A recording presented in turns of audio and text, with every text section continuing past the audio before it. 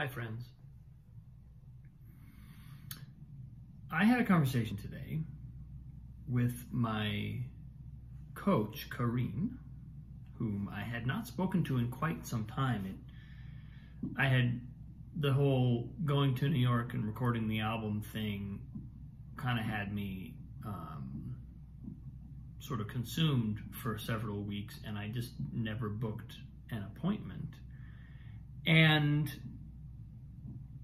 I had a really interesting experience today because I came in with kind of a question in my mind about finding a way, finding a form in which to kind of summarize how I approach my work and present that in a way that might be of benefit to other people. And funny enough, I just framed that question very clearly, but that question wasn't even that clear in my mind at the beginning of the session. I was sort of still approaching, I was approaching the session with Carine as a question of kind of what's next after the album, but I did have this kind of background hum of interest and inspiration to sort of dig into what the next steps in my teaching and growing, both my teaching and my own growth are, and it really, and Carine, as she often does, just kind of unlocked it with a really precise kind of pinpoint set of questions. And what she pointed out, and this was really something that I received and sort of was a little bit stunned by, a little bit surprised when she pointed it out, because what she said was, you have your own recipe for success. And this came out of my having just talked about the way that I work and the way that I the way that I practice, the way that I keep certain practices in my life and look for certain kinds of opportunities and try to maintain a sense of whatever progress I make and whatever success I seek is emanating from a real core of, this is how I want to live every moment of my life. Not from a place of feeling like I need to give up that center or compromise that in order to achieve a certain kind of success. At that point, at which point I will then be free to live however I want. So in other words, it's a way of approaching success and a way of approaching creative work that makes space for my life to be exactly what it is, and also what I desire. It lets me lean into, how do I want to live right now? And as I've said a number of times on this post, the way that I've summarized it before by calling it creative spirituality. And if I had to give a brief description of that, I would say it's a process, somewhat conscious and somewhat intuitive, of approaching creative work as a spiritual practice, putting one foot in front of the other in the way that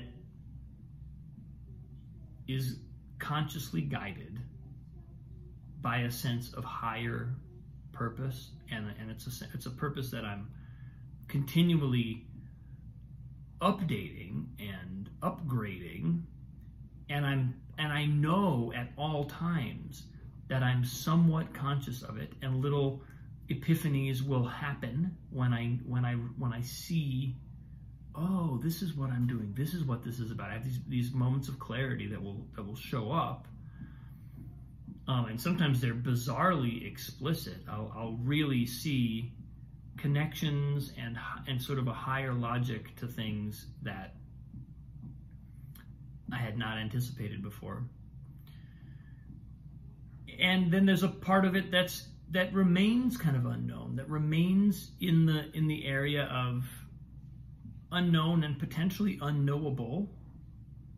You know, I don't think that any specific aspect of it is unknowable, but I think as in its totality, it's unknowable. In its totality, it's something that's larger and it kind of transcends the specifics of my life. And I'm continually hooking into a kind of transcendent vision or model, which is like it becomes like an attractor, or like a gravitational, like a giant electromagnet pulling me in a certain direction. But again, you know, it's like I sense that it's the right direction. Sometimes I'll have a string of epiphanies that teach me this is what the direction is about, this is where we're headed, this is why this direction is the right one, or whatever. But other times I don't know that. And learning to be discriminating, learning to be rigorous about that process, learning to create boundaries while at the same time breaking down patterns, right? These are activities that often can feel as though they're opposed somehow. Creating boundaries in the sense of like saying, this is where I stop, this is where these are the limits that I want to observe, this is how much I want to let in from the outside, from be it other people or other circumstances. Having a sense of being able to create a perimeter around myself and defend that, versus always being open to what the universe is offering, and always being clear that the universe has my best interest in mind. So in other words, even if I encounter an experience that may feel really negative and destructive and regressive, knowing that moment, that experience is actually leading me onward, it is actually for my benefit. Those are those two things I've just described. They're sort of, again, they're not in opposition. In my understanding, they're not in opposition, but they're different aspects. They're different directions of focus, and they're kind of, ultimately they're very compatible, and ultimately they're one thing. They're part of one activity. But on the way to that, on the way to having clarity about all that, there's a lot of sitting with each of these domains and sitting with each of these kind of things that need to be done, and letting them be as they are, trusting that they're guiding me, and giving over to the purpose. You know, one of my biggest, it's almost like I have this epiphany every day. As I'm sitting in meditation in the morning, I often wrap up with a kind of declaration of trust in the higher purpose that's being worked out through my life, through a given day, a given day's activities, through a given project. And And the reason why I say it's almost like a new epiphany every day is because I sometimes forget to say that, but I so often, it's almost like every day it arises out of me, and I remember it, and I remember it most days. So I guess it is kind of a habit, but it's also always this new revelation somehow. And I think in a lot of ways that's one of the biggest takeaways I can offer myself and offer to anyone else is, if we know for sure that every moment, every day, everything is serving us, is leading us, is guiding us, we become unstoppable pretty quick, because now nothing is against us. Nothing, whether it even things that appear to be horrible obstacles, it's like we see through the ruse, and we identify much more quickly what this obstacle is offering us.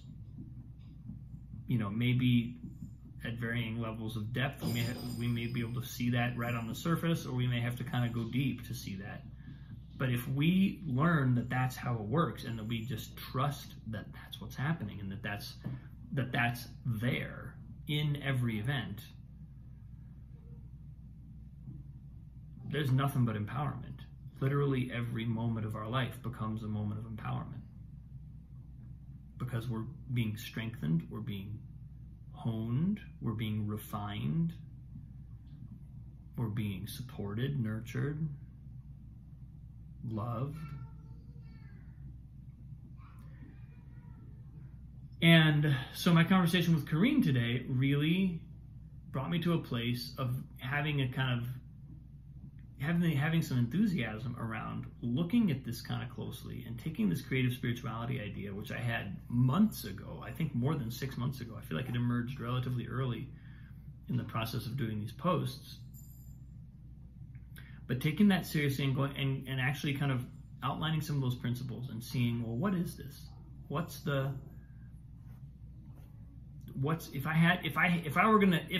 say someone were interested in doing this, let's say someone looked at the way that I work and the way that I live and said, that looks great, how do I do that?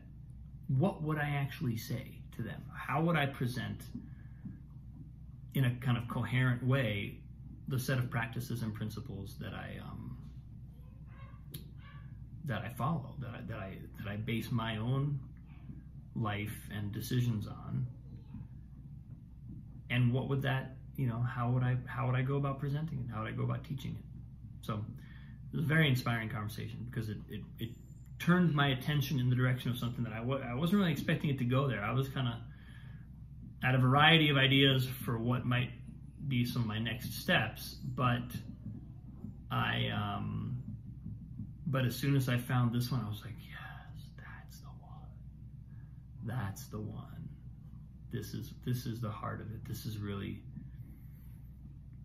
a really beautiful, it's something that's very dear to me, it feels deeply valuable to me. It feels, in some ways, novel. It's not something that I've learned anywhere else. It's something there are plenty of people who work like this, but we all have to kind of embody our own version of how we go about it. So it's exciting, and I look forward to sharing more as I dig into some of the details. So that's what I got today. That's what came through today. Super grateful to Carine and to all the teachers. Like, I've had so many. That was one of the first things that popped into my head, was keep finding teachers who inspire you. That's part of this path. Find people who you're like, there, I want, and just do that. And I don't expect that to stop, Certainly doesn't stop after college. Anyway, now I'm rambling. I'm going to let you go. Much love. Appreciate you. Have a wonderful day. I'll see you tomorrow.